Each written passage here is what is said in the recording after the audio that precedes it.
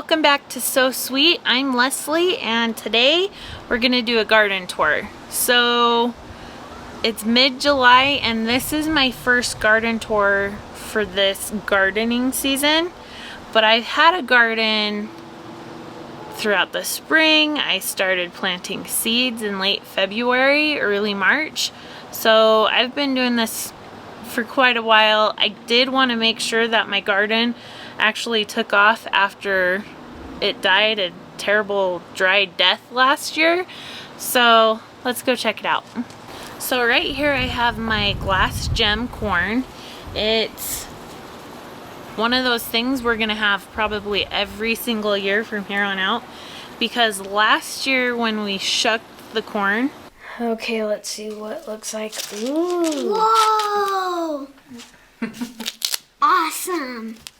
It was like getting little treasures. It was so fun and the kids loved it. So I made sure, they begged, I made sure we did glass gem corn.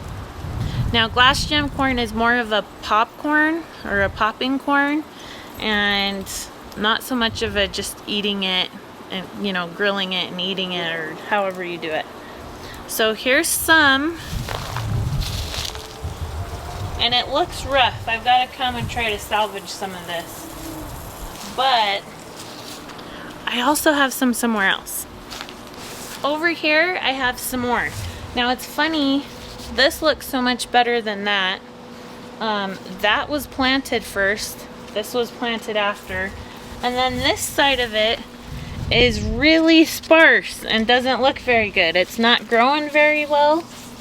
So I think part of that is because, well, I think a lot of it has to do with the sun. So last year when I grew glass gem corn, the glass gem corn that was touched by the easterly sun, you know, the morning sun, it seemed to be taller than the stuff that was hit by the setting sun, you know, the westerly sun. So this gets hit in the early mornings with really good sunlight from the morning sun. This, I think, has too much shade back in there. And I think for a couple reasons it has too much shade. That, it does get morning sunlight, but it has the shade from our shed. So I think it's more like afternoon sunlight and then later on. So I think that's why it's not growing as good as this.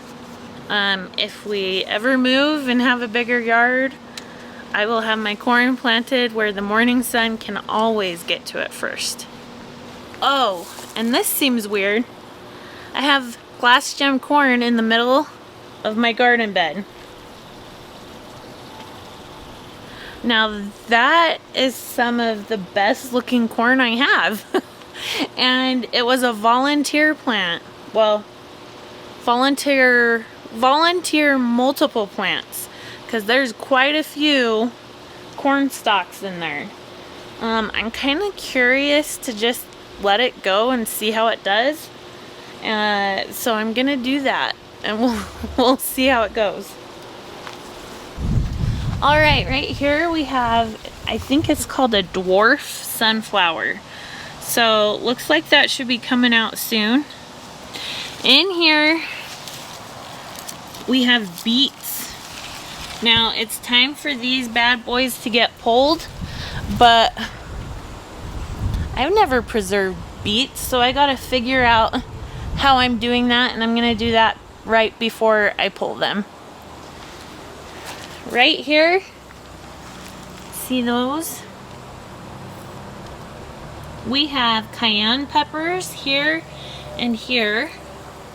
Oh, that's a good one.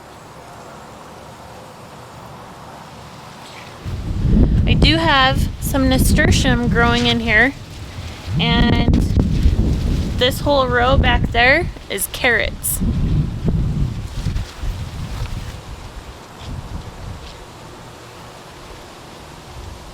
This is a mammoth sunflower. It's starting to grow. It's looking good. We do have grasshoppers, and I'm pretty sure that is what is eating these. So I was debating cutting these leaves off so that my ground cherries down here had more light, but I might leave them if the grasshoppers are gonna eat them, because then hopefully they don't eat my other plants. Right there, those big things are, it's a Paris Island lettuce going to seed, and so I want those seeds, so I'm gonna leave them there. Over back here I have more ground cherries, and these are all ground cherries except for this and this. These two things are Sugar Rush Peach peppers, and so I'm really excited for those. I hear they're amazing. We want a ton of salsa and things this year, so hopefully I can use some of those. I also have calendula. Now I'm taking the flowers from this plant and drying them out to do something with later on. So right here, it's not looking too great. I have some basil, and back here down this row I have more basil. That's purple opal, and then there's some more back there. Those will do better once I get these carrots pulled, which will be really soon. I also have cucumbers. I've got 3 cucumber plants. I don't know why, but my cucumbers didn't do very great this year, so I had to replant them. And I did just plant some more cucamelon seeds, and hopefully I can get those to take off, because I want this to be covered. So that will be fun. Crossing my fingers that I can get that done. So my sister taught me that carrots take 2 years to go to seed. So I figured, well, I'll get carrots and I'll just keep buying the seeds. Unless, you know, I leave one in the ground to go another year. But check this out. This is my first year planting carrots over here, and that is them going to seed. So maybe I'll get some seeds after all. Over here I have another mammoth sunflower. This thing is huge, and I know it's only gonna get taller, so that's also exciting. I did this year plant onions for my first time. I think a cat's been coming in here and smashing my onions. But it is almost time for me to pull them, so I'm gonna be coming in here and pulling these soon. I do love using these onion scapes in my omelette-y breakfast, so that's really good. Right here I have a variegated nasturtium. I'm hoping that it grows and gets really big, because that'd be fun. Through here and here, this is all tomatillos. So these are tomatillos growing, and I'm hoping to get a lot of those because I want to make a copycat tomatillo house dressing from Cafe Rio.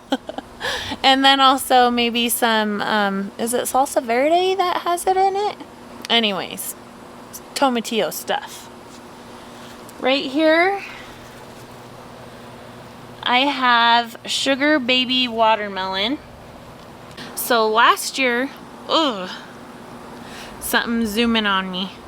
Last year I had sugar baby watermelon and I had Fonzie melons, and I didn't get to have any of my sugar baby watermelons because our water was gone. It was broken and all of that. So this year, all of a sudden, I see all these little sprouts, like 60 sprouts, and I had no idea what it was because I knew I didn't plant anything right there, and it was the sugar baby watermelons. So we have some growing already. This one's kind of funky shaped, But we have this one and a couple more. And hopefully this one will reach up. It's already headed that way and grow up this trellis. Okay, over in this garden bed we have a lot more onions. We have a lot more weeds. I had poppies growing over here. I had sugar snap peas growing up this that I already took out, and I can replant those. I had sugar snap peas all along here, but like I said, I planted cucamelons, so hopefully those will take off. I need to come finish re-weeding. Got all these flowers to help deter the bugs. This is supposed to be a trailing nasturtium, but it's not trailing. And it's not looking too hot. Look at that. I've got cantaloupe plant. And we have ground cherries right in here. So that's fun. Now, last year I was growing potatoes, and then my year got ended. And these are potatoes. They volunteered, so they're here, and we're gonna have to get those. So over here, this cattle panel and that one and the one behind it are for all my tomatoes. I've got 60 tomato plants planted, and I think I have 11 varieties. I'll have to go count them and look, but they're all growing up in here.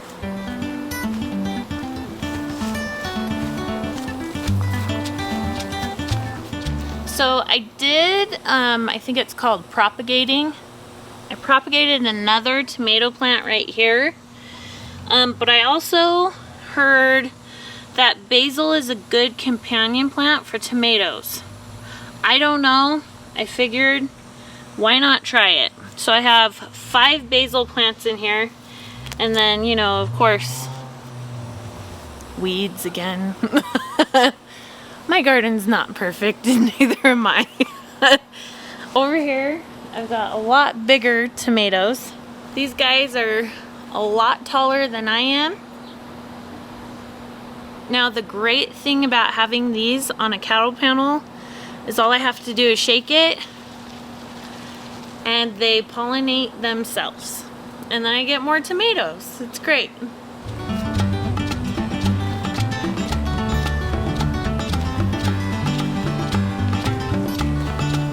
And here's my last row.